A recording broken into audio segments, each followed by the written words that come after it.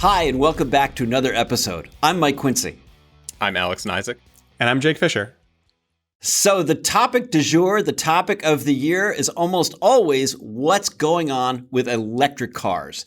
And today we're going to talk about what I think is one of the coolest and newest models on the EV scene, and that is the Hyundai Ioniq 5. So one of the things that was kind of shocking to me in looking up the information on this car is that the Ioniq 5's wheelbase at 118 inches is actually 4 inches longer than the Hyundai Palisades, which is weird because the Palisade looks so much bigger.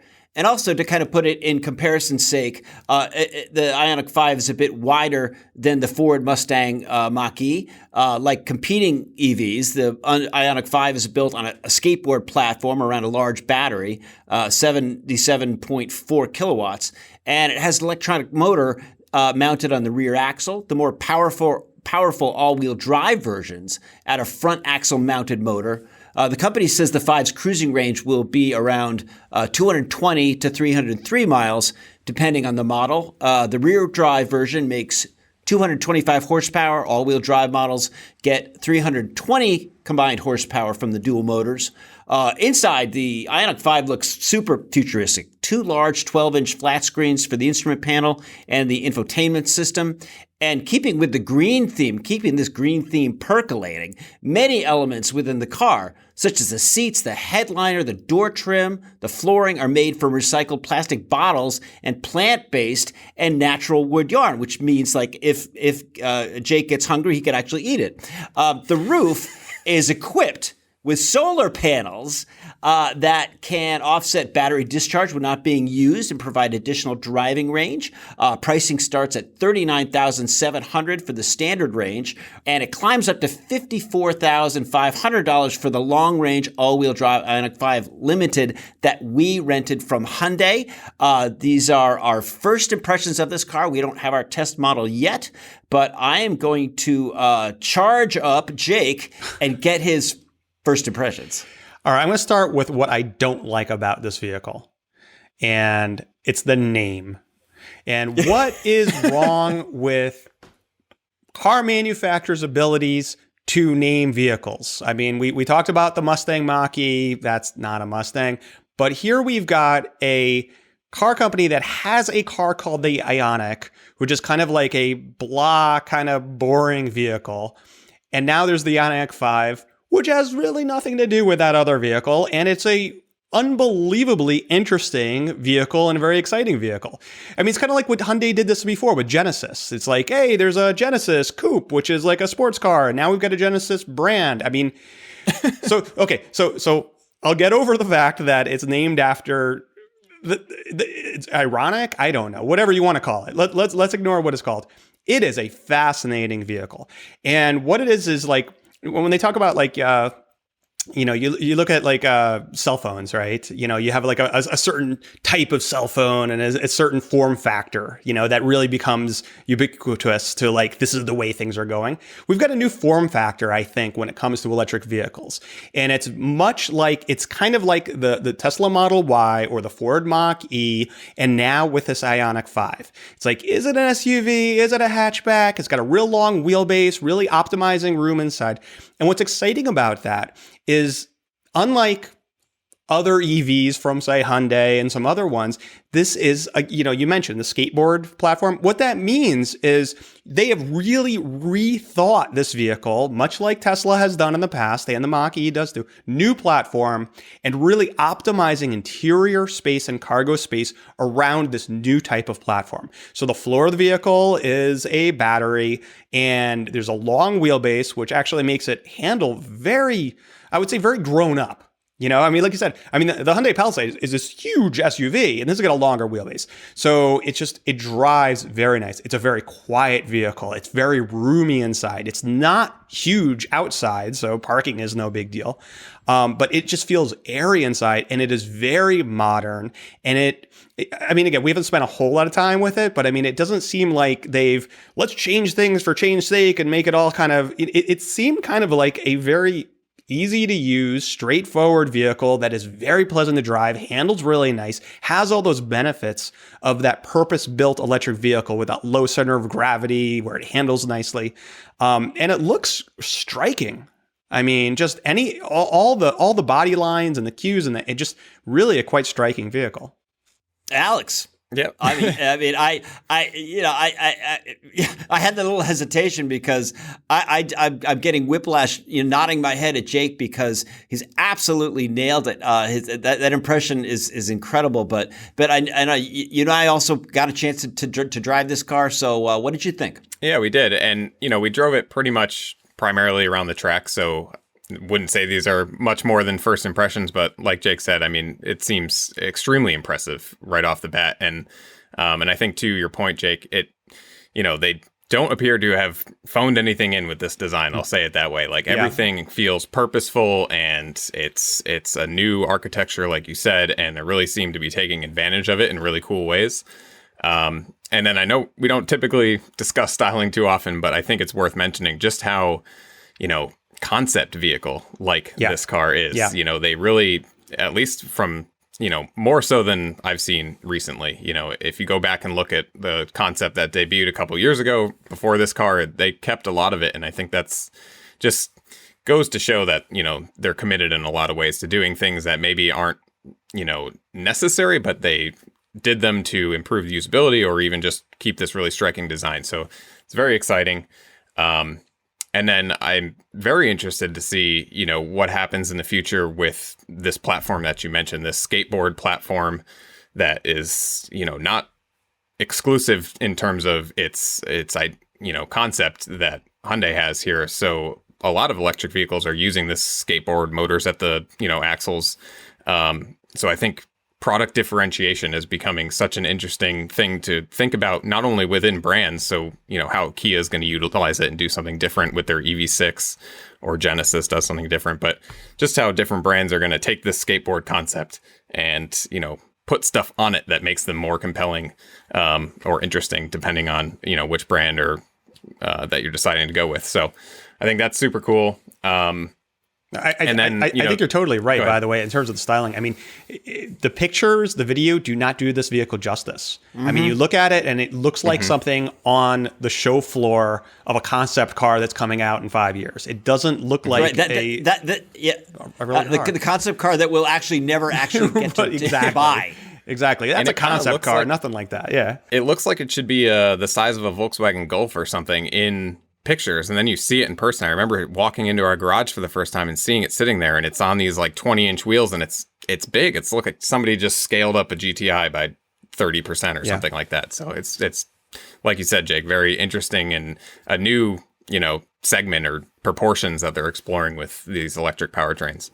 And once again, I got the distinct pleasure of driving for the video team. I got to push this around our track. Love the punchy acceleration, the sports car-like handling. I mean, electric cars are never, these lightweight things, but I think there's something about the weight and the lower center of gravity of this vehicle where the Ioniq 5 just hunkered down in the corners. It wasn't like driving a 911, but it was much more responsive than I thought it was going to be. I love the interior. It's beautiful inside. And when we started talking about this and writing some notes about it, a lot of people were saying, the usability is rather conventional, which is not a knock on it. It was super easy to figure out. You take a lot of cars that we've tested from Tesla, the Porsche Taycan, the Volkswagen ID4, and there seems to be some reason why the controls have to be super complicated. And that's really cool that Hyundai didn't go that route.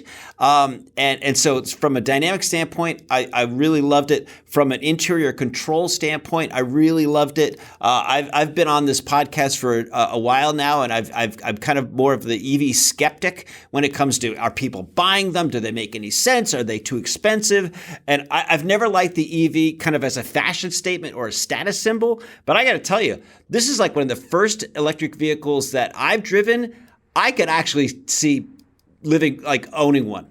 That's how much I like this car. Yeah, it seems like it's very easy to live with. I mean, it's got the stupid door handles. I don't know. There's a rule about electric cars. You got to have flush door handles. I know. There's no choice about it. But otherwise, it seems pretty straightforward. And that's not to say there's not a lot of advanced electronics on it. I mean, it's got all the latest stuff in terms of, it steers along the road and does all those kind of like gimmicks. It has augmented reality when it comes to some of the safety systems.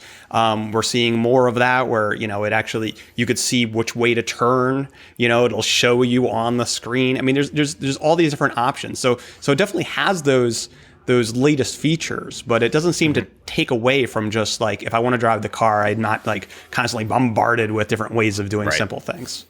Mm-hmm. Right. Mm-hmm. No, they don't do tech for tech's sake. They don't dazzle you just to say, look what we can do. They actually make the interior that's pretty easy to figure out. This is a very exciting car, and we're going to have more of our first impressions and driving impressions of the Ioniq 5 on consumerreports.org. We're also going to be in the queue, as they say over in England, to buy one of our own. I'm not sure. We're probably not going to get the top of the line limited model, probably buy something a little bit more mainstream, but it's going to be really interesting to see how this one pans out. So keep checking back with consumerreports.org, and we'll have more on that. Which brings us to our question for today's podcast. And we love your questions. Keep coming. TalkingCars@iCloud.com. Video clips, text messages, anything, any way that you can think of to communicate to us. Send us your questions because we love talking about it. We're going to keep with the battery theme. This question comes from Steve, who writes, batteries are difficult to get rid of. Do you know what the plan is for disposing all of the batteries that will be piling up? And Jake looked into this answer, and what do you have for Steve? Well, batteries are, it's an interesting premise. I mean, our batteries are difficult to get rid of. The 12-volt battery in my car might be a little difficult to get rid of. But the truth is actually electric car batteries aren't very difficult to get rid of, because even if they've outlasted the usefulness for an electric car, they're still worth quite a lot to someone. So the way electric cars batteries, 10 years down the road, 15 years down the road, for the most part, they just lose capacity. You could actually service and replace cells if a cell goes bad, but they'll lose capacity. So your electric car battery really won't be that great because your Leaf only goes 50 miles or something like that. And let's say you want to replace it. Well, the truth is that there's actually a market already for like Nissan Leaf used batteries that have outlived their usefulness. So there's a market for that. Nissan has been using Leaf batteries for their manufacturing process. They run little robots around with these used Leaf batteries. There's a place in California where they're actually using Leaf batteries and using it for energy storage. They're actually putting them together, and they could use it. When you think about solar power, right? I mean, you need it at night. So how do you store it? Well, these older batteries. So what we're starting to see is kind of a secondary life for these electric vehicle batteries. So they actually may be in demand. So it's not like your engine, dies out and it goes to the scrapyard. It's more like your battery doesn't have as much capacity, but it's worth a lot to someone. Obviously down the road, I mean, they'll continue to be less and less. But I mean, there's even at the point where you need to recycle it. They're looking into different ways of recycling. There is different ways to recycling it. The truth is there are certain elements and chemicals and things in those batteries that are still worth money to someone.